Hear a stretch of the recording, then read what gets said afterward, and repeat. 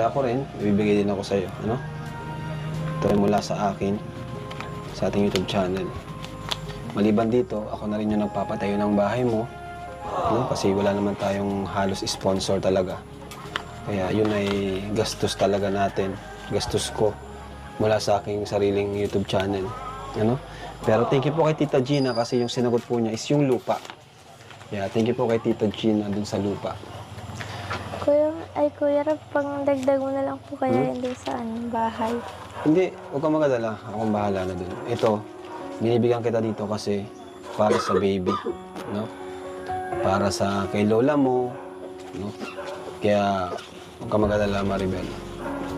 1, 2, 3, 4, 5,000 pesos. Thank you po. Basta ako, isave mo lang yan, ano? Kasi pag nanganak ka na, mas kailangan mo yan. Hindi porke may pera ka, maggastos ka ng maggastos, ano? Isipin mo yung future, lalo pag